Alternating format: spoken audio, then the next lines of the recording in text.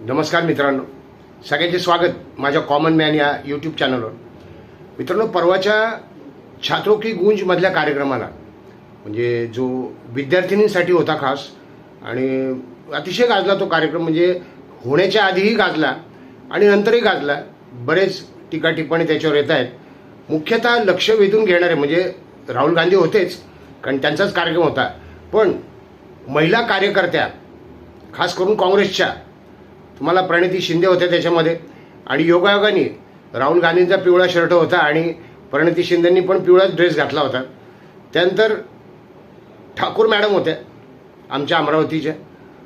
मग एक महत्त्वाच्या कार्यकर्ते दिसले, पण ते काँग्रेसच्या नाहीत बरं का. सुषमा अंधारे, तुम्हाला आठवत असेल.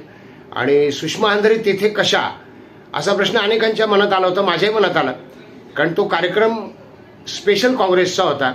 याचं कारण असं आहे की पुण्याला म्हणजे विमानतळावर त्यांना घ्यायला देखील वडेट्टीवार आणि काँग्रेसचे कार्यकर्ते, पुण्यातले महत्त्वाचे ज्येष्ठ कार्यकर्ते. खरं तर तुम्हाला माहिती आहे की काँग्रेस आणि उद्धव ठाकरे शिवसेना यांचं सख्य सुरू आहे महाविकास आघाडी झाल्यापासूनच. आणि शिंदे त्यातून बाजूला झाले शिवसेनेतून, त्यानंतर तर अजूनच सख्य वाढलंय. आणि मग आमदार सोडून गेले, आता खासदारही गेले. अशा वेळे कोर्टात केस देखील सुरू झालेली आहे आता की खरी शिवसेना कोणाची. आणि त्याचे बरेच अपडेट्स येत होते आपल्याकडे. असीम सरोदे साहेब येत आहेत, मग अनेक वेगळे घटनातज्ञ येऊन त्याच्यावरची स्वतःची टीका टिप्पणी सांगतायत. आणि काहींचा कल हाच आहे की मूळ शिवसेना उद्धव ठाकरेंकडे परत जाणार आणि एकनाथ शिंदे हे भाजपात जाणार. म्हणजे एकनाथ शिंदेंचा पक्ष पूर्ण संपणार, एकनाथ शिंदे शिवसेना, असं भाकीत केलं जातं आहे. काहींचं असंही म्हणणं आहे की शिवसेना आता कायमची एकनाथ शिंदे यांची. मग न्यायालयात कपिल सिब्बल यांनी अजून एक युक्तिवाद केला की जर पक्ष मिळत नसेल तर चिन्ह गोठवून टाका. म्हणजे तुला ना मला घाल कुत्र्याला म्हणतात तसं, की धनुष्यबाणे चिन्ह शिंदेनाही देऊ नका ना आम्हालाही देऊ नका, ते गोठवून टाका. असं सगळं कोर्टात सुरू आहे. मला सुषमा अंधारेने तेथे पाहून ते वाटलं की सुषमा अंधारे या तेथे का उपस्थित आहेत, तर कदाचित कोर्टात सध्या जी केस सुरू आहे पक्ष आणि पक्षचिन्हाबद्दल, ती केस कदाचित उद्धव ठाकरे हरणार असतील की काय, म्हणजे मला वाटलेलं हे कारण. आणि उद्धव ठाकरे जर ती केस हरणार असतील तर सुषमा अंधारे ज्या वेगळ्या हेतूंनी, हो त्यांनी वेगळ्या हेतूंनी प्रवेश केला होता उद्धव बाळासाहेब ठाकरे यांच्या पक्षात. खरं तर सुषमा अंधारे या अतिशय शुद्ध अस्खलित मराठी बोलणाऱ्या आहेत, ज्या आंबेडकरी चळवळीतून पुढेल्या आहेत. आंबेडकरी चळवळीत त्यांची अनेक भाषणं गाजलेली आहेत आणि त्यापैकी एक गाजलेलं भाषण तुम्हाला माहिती आहे आई बसलीचं. त्यांनी हिंदू देवदेवतांवर टीका पण केली आणि त्यानंतर त्यांना प्रचंड टीकेचा सामना करावा लागला होता. उद्धव ठाकरेंनी देखील सुषमा अंधारेंना पक्षात घेतलं म्हणून टीकेचा सामना करावा लागला होता. तर अशा सुषमा अंधारे राहुल गांधींच्या कार्यक्रमाला अतिशय आनंदाने उपस्थित होत्या.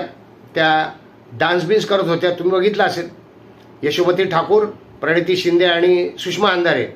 मी म्हटलं ना की अनेकांना आश्चर्य वाटलं होतं, मलाही आश्चर्य वाटलं की तेथे उद्धव ठाकरे किंवा आदित्य ठाकरे का उपस्थित नाहीत. म्हणजे उद्धव बाळासाहेब ठाकरे शिवसेनेचे कोणी उपस्थित नव्हते. आणि माझ्या मनात ते होतं की असं का नाही, पण मला वाटलं की सध्या सेनेची केस चालू आहे कोर्टात, किंवा दुसरं मला असं वाटलं की काँग्रेसनी हा कार्यक्रम स्पेशल काँग्रेसचा ठेवला आहे आणि मधून कदाचित सहकारी पक्ष जे असतील म्हणजे शरद पवार किंवा उद्धव ठाकरे, आदित्य ठाकरे सहकारी पक्ष यांना कदाचित सामील केलं गेलं नसेल. आणि खास विद्यार्थिनींचा कार्यक्रम होता म्हणून सुषमा अंधारे आल्या असतील. पण आज आत्ता मला एक बातमी समजली आहे, कदाचित मराठी चॅनलवर ही बातमी मला दिसली नाही अजून आणि तुम्हालाही कदाचित दिसणारही नाही. फार महत्त्वाची बातमी बरं. आणि मराठी चॅनल्स कदाचित अर्थात किती दिवस लपवतील ती बातमी येणारच आहे पुढे. रिपब्लिक भारतवर ती बातमी आहे आणि सविस्तर बातमी मी रिपब्लिक भारतवर खाली जी पट्टी येते त्याच्यावर वाचली आहे. त्यात स्पष्ट असं म्हटलेलं आहे की आज 24 ऑगस्ट रोजी न्यायालयामध्ये दिशा सालियान, होय दिशा सालियान खटल्याची सुनवाई सुरू झालेली आहे. आणि नोंदवली गेलेली बयान कोणाचं, दिशा सालियान यांच्या वडिलांचं. दिशा सालियान ही केस फाईल झाली होती आत्महत्या म्हणून. आणि महाविकास आघाडीचं सरकार होतं त्यावेळी, उद्धव बाळासाहेब ठाकरे मुख्यमंत्री होते आणि त्यावेळी झालेली ही केस संशयाच्या भोवऱ्यात होती. आत्महत्या म्हणून जाहीर झालं होतं. इतक्या उंचावून पडून अंगावर काही जखमा कशा नाही असाही प्रश्न होता. मग पोस्टमॉर्टमला उशीर का केला हाही प्रश्न होता. आणि अनेकांचा आरोपाचा रोख आदित्य ठाकरेंवर होता. त्याबद्दल चौकशी देखील SIT झाली आणि आत्महत्या असंच नोंदवलं गेलं. पण आता आजच्या सुनवाईमध्ये हायकोर्टामध्ये दिशा सालियान यांच्या वडिलांनी त्यांची साक्ष किंवा त्यांचं बयान नोंदवलेलं आहे आणि त्यांनी पुन्हा एकदा CBI चौकशीची मागणी केलेली आहे. CBI चौकशीची मागणी तेव्हाच झाली होती, तेव्हा होऊ शकला असता तपास. मात्र त्यावेळी उद्धव ठाकरे सरकारने सहकार्य केलं नाही. त्यावेळी जी ऑलरेडी त्यांना परवानगी होती CBIला सगळ्या राज्यात, महाराष्ट्र राज्य सरकारने परवानगी ती बंद केली. म्हणजे ते परवानगीची प्रथा बंद केली आणि राज्य सरकारच्या परवानगीशिवाय कोणताही तपास CBI करू शकत नाही राज्यामध्ये, असं त्यावेळी नियम आणला गेला. पण आता सरकार नाही उद्धव ठाकरे यांचं आणि CBI चौकशीची मागणी केली आहे. तसंच न्यायालयानेच ही केस पुन्हा सुनवाईला घेण्यासाठी त्यांनी सांगितलं होतं आणि त्यानुसार सुनवाई सुरू झाली आहे. अतिशय धक्कादायक अशी विधानं केली आहेत. सगळ्यात पहिले धक्कादायक विधान तर पोस्टमॉर्टम होण्याच्या आधीच दिशा सालियानच्या वडिलांचं म्हणणं होतं की पोस्टमॉर्टम होण्याच्या आधीच ती आत्महत्या आहे असं पोलिसांनी जाहीर का केलं. दुसरी गोष्ट, दिशा सालियान यांच्या वडिलांना दबाव टाकण्यात आला त्यांच्या वडिलांवर. परमवीर सिंह आणि उद्धव ठाकरे असं त्यांनी सांगितलं ती केस मागे घेणे किंवा त्याबाबत शांत बसणे. आणि तुम्हाला माहिती असेल दिशा सालियान यांच्या वडिलांचं एक त्यावेळी विधान देखील आलं होतं की माझी मुलगी आता गेली आहे, तिच्यावरून राजकारण करू नका. आणि आत्ता ते म्हणतायत की उद्धव ठाकरे आणि परमवीर सिंह म्हणजे त्यावेळेचे पोलीस कमिशनर यांच्या दबावाने मी असं म्हटलं होतं. मग त्यांनी म्हटलं की तो पोस्टमॉर्टम लवकर झालं नाही, मला रिपोर्ट देखील खूप उशिरा मिळाला, FIR तपास चौकशी न होता उशिरा झाला FIR दाखल. म्हणजे आता एकंदरीतच अवघड परिस्थिती झालेली आहे. अवघड परिस्थिती याच्याकरता कारण आता तो खून होता आणि त्यावेळेच्या बातम्या आपल्या लक्षात असतील तर आदित्य ठाकरे आणि त्याच्या काही बॉलिवूडमधील मित्रांनी मिळून ते केलेलं आहे असं देखील समोर आलं होतं. म्हणजे तशी लोक म्हणत होते, त्यावर व्हिडिओ देखील बनले, यूट्यूबरनी मी देखील व्हिडिओ बनवला होता. पण आता त्याला पुष्टी मिळते आहे आणि कोर्ट या सुनवाईमध्ये अतिशय शांतपणे सगळं ऐकून घेतंय, निरीक्षणं नोंदवतंय आणि कदाचित CBI तपासाला परवानगी मिळेल किंवा उच्च न्यायालयातच काहीतरी निकाल लागू शकेल.